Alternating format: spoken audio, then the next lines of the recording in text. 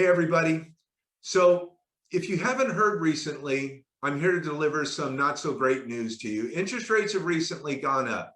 It's not all bad news, but instead of calling up everybody individually and trying to explain this to them, I wanted to get this out to my clients that are looking to buy, that are out there already pre-approved, putting offers on places, and also my clients that are thinking about refinancing. If we haven't locked your rate yet, if we were looking for a better interest rate, we might have to wait a little bit longer because rates just went up. And I'm going to show you in this video exactly what's been happening. And I think you're going to find out if you watch the whole thing that it's not all bad news, that we have some good news on the horizon. So if you're not a client of mine, I wanted to put this on social media. Maybe this will help you. Whether you're using us or not, I hope you find this information helpful. So for those of you that don't watch my videos all the time, what you're looking at here is the bond chart, 30-year bond chart. A lot of people think that interest rates go up and down based on what the Federal Reserve is doing, right? When the Fed says, hey, we're raising or we're lowering our rates to next to zero, I get people really confused by that. Like, I heard rates are next to zero. No. The federal fund rate is what the Fed will loan money to banks. They bring the interest rates down to next to zero because they want to keep the market liquid. They want banks to still borrow money. They want banks to still lend money. So the Fed lowered the rate close to zero, but we see interest rates going up right now. So I'm going to explain to you how that works. So the 30-year bond chart, today you can see we lost about 34 basis points, which is, losing basis points means rates going up. Bonds going down like this, bonds going up like this is bonds going up and rates going down. Bonds going down like this is bonds going down and rates going up. And each one of these, we call them candlesticks. So each one of these represents a day.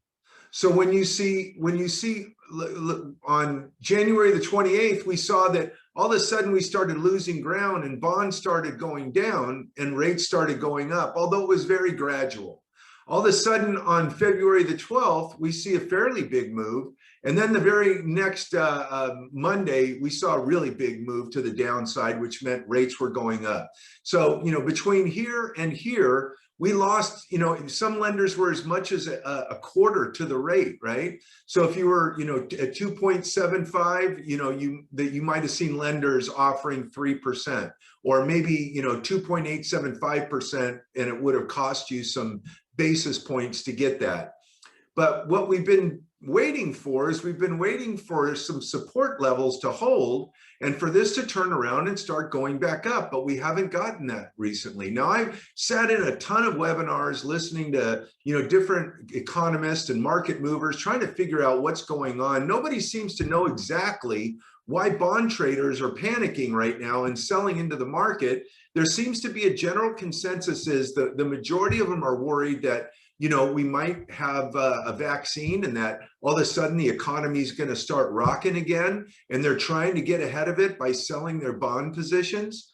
Also, I've heard that they're nervous about inflation. Now, I don't know, about 3 hours ago, I was listening to Jerome Powell testify in front of Congress. If you don't know, he's the chairman of the Federal Reserve. And he said straight out, he doesn't see inflation being a problem. He said, we've been under 2% inflation for the last 25 years. The Fed wants us to be over 2%, but we've been below that for the last 25 years, and it doesn't turn around on a dime. Inflation isn't something that you just switch, flick a switch and everything goes up. If the economy starts rocking again and people go back to work, the fear is that the economy is going to heat up and that, inflation will go. But actually, Barry Habib thinks it's the opposite, because once everybody starts going back to work, we have more people making more things. You'll actually see prices come down. So there's two schools of thought here. But the general consensus is that they're worried about inflation. Now, yesterday, we had a really positive sign. These are the stochastics down here. And when you see the stochastics way down here, this is a signal that we're overbought, and that, this could be a signal that rates could be on their way back down again. And then yesterday, we saw the stochastics cross. When they cross, that's a really positive sign that maybe we could see relief on the way. But today, the 10-year Treasury broke 1.37 actually several times throughout the day. At one point, see how long this wick is? We call it a wick right here. We were down like 60 something basis points at one point during the day. And then, it kept fluctuating. We finally wound up closing down 34 basis points. This is another support level here that we punched through very briefly before it went back up again. So we're just going to have to watch this on a day-by-day basis. But the overall consensus is that we're going to see interest rates come back down again. At what point is really the question. So let me go to my slides real quick, because I want to just point some things out to you. So first of all, we know that Janet Yellen is now the Secretary of the Treasury. She is the one who's going to be signing our money. And Janet Yellen used to be the chairman of the Federal Reserve after Ben Bernanke left. Now, we know that Chairman Yellen, or I guess Secretary Yellen now, is very dovish. She believes that, when the house is on fire, you pour water on it. You don't wonder whether or not you're going to run out of water. You just do everything you can to put out the fire. And that's the way she's handling the economy. She's all about throwing money at the problem, figuring that once the economy gets rocking again, then we can make moves in the government to try and bring down the debt. We also know that the chairman of the Fed is Jerome Powell, who took over her place. And we know that Chairman Powell is also dovish. Chairman Powell is of the same mindset. We need to spend our way out of this. He has said on many different occasions that the Fed is not looking to raise rates until the end of 2023, maybe 2024, or until the economic recovery is as robust as possible. So the chairman of the Fed and the Secretary of the Treasury are of like mind. So let me show you, this is a chart showing the federal funds rate in correlation with your interest rates, since the early 80s. And we can see that back in 2009, the Fed, in reaction to what happened in the mortgage crisis, they lowered the rate next to zero down here, and it stayed that way until the end of 2015, beginning of 2016. But interest rates, they went down also, but they didn't go down in a straight line. At one point, even though the federal fund rate was next to zero, we went from 4% to 5.125%. And then we went from 3.5% up to 4.75%. And if I remember correctly, this is when Ben Bernanke sent a signal that he thought that quantitative easing was on its way out the door. Quantitative easing is when the federal government is buying treasuries and bonds, like billions of dollars worth a day.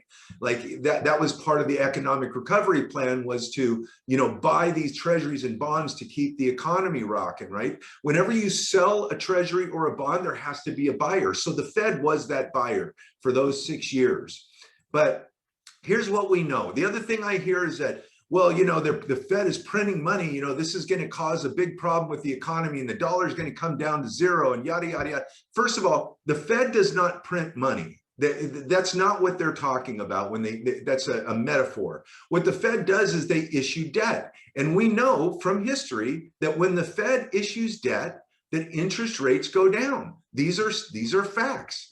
Here we've got, this is bringing it all the way until 2020 now. This is how much money, how much debt the Fed is issuing, and this is where interest rates are going. We also know that this happened with France, with Japan, with Italy, with the UK. We know that overall the trajectory of interest rates is more than likely going to be going down, but there's going to be some bumps along the way. The one thing that everybody's afraid of is inflation. But here's some of the headwinds going against inflation. First of all, we've got technology. You guys, this phone that I've got right here is no longer a phone. This is also a video camera, a calendar.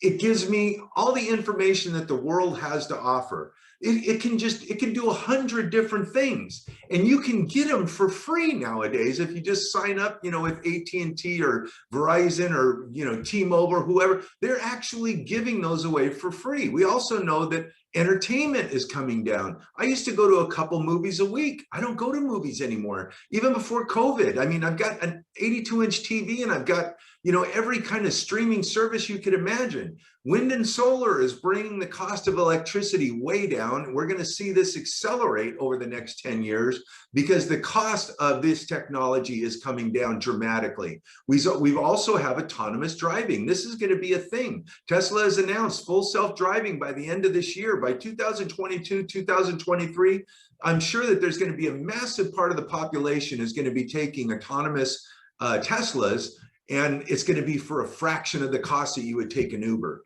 We've also got 3D printing is on the way. They're 3D printing houses now, and that's going to become a thing for, like a fifth of the cost that it costs to own a home. You can have a 3D printed house. Also, we've got education is being demonetized. With Zoom and with all these different online platforms, a college professor can teach to 10,000 people instead of 100 people by doing it online. So we're going to see this become even a bigger thing. And then we've got the convergence of artificial intelligence and biology is going to expected to bring the cost of medical way down in this country. So rates are going to remain low overall. We do hope that, there's approximately 10 million people that are unemployed. As they come back to work, they'll start working more, and that should bring the cost back down. Because you guys know, when COVID became a thing, toilet paper was like the currency of the apocalypse, right? It was like, I mean, there was a time I didn't care how much they paid to charge me for toilet paper. If it was normally $10 for a thing at Costco, they could have charged me $20. I would have been okay with it because it was something we really needed. Now that everybody's going back to work, you're going to see those costs come down. We got the new administration is going to increase the supply of treasuries to be sold. We know this is going to happen. Rates likely to bump higher before resuming down. We also know that the real estate industry is expected to rock for the next 2 or 3 years. We know that the majority of the homeowners out there are millennials, and we know that 33 years ago that there was a massive spike in births. So over the next 3 years, all of these people, these millennials that were born during this period, are looking to be new homeowners. And we also know that the inventory is at literally the lowest rates in history. This is a home affordability index, which basically shows that now is the best time to buy since 2013. The higher the bar, the better it is to buy. And the reason why this is because interest rates are down. Now, this was based on a 2.75% interest rate that I did for a client about a month ago. We know that rates have popped up a little bit, but they're still very low. But you can see that a $650,000 house 2 years ago, the average interest rate was about 4.5%. And your principal and interest rate payment at $3,129 would have been higher than an $800,000 house with an interest rate of 2.75. Your principal and interest on that would have been about $3,103. So no doubt about it, you can buy more with your money right now because rates are low. So interest rates, to recap, are going to remain favorable, we think, with a little bit of bumps along the way. And there's going to be high demand and tight supply to a point of 6% appreciation. And I've heard some economists talk about in Southern California as high as 10% appreciation. So that's an $800,000 house today, will cost you $880,000, $860,000 to $880,000, a year from now. So if you're asking yourself, well, hey, maybe I should wait to buy a house till interest rates come back down again. Well, you're going to be paying more for that house. So the idea is try and get a house, get aggressive, try and get a house. Once you get the house, you can always refinance later to a much lower interest rate, but you have to at least get your offer accepted. So I want to end this by just saying my goal is to try and educate you. My goal is to try and give you good information so you can make an intelligent decision.